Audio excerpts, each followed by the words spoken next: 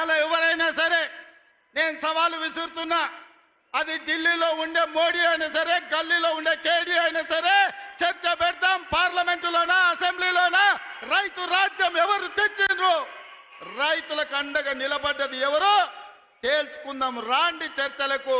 కేసీఆర్ వస్తాడు, కేటీఆర్ వస్తాడు, కిషన్ రెడ్డి వస్తాడు, నరేంద్ర మోడీ వస్తాడు, కాంగ్రెస్ పార్టీ కార్యకర్తలను తీసుకొని నేను వస్తా అని సూటిగా సవాలు విసురుతున్న మిత్రులారా, మీకందరికీ తెలుసు, మహిళలు కాంగ్రెస్ పార్టీ ఈ దేశానికి రాష్ట్రపతిని మహిళను చేసింది. కాంగ్రెస్ పార్టీ ఈ దేశానికి ప్రధానమంత్రిని మహిళను చేసింది.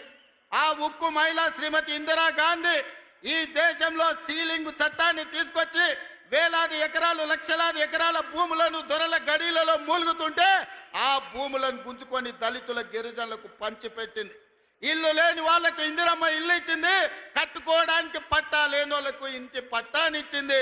దున్నుకునే వాడికి భూమి లేకపోతే దున్నేవాడికి భూమి అని గ్రామాలలో 25 లక్షల ఎకరాల భూమి ఇవాళ ఇందిరమ్మ ఇచ్చింది.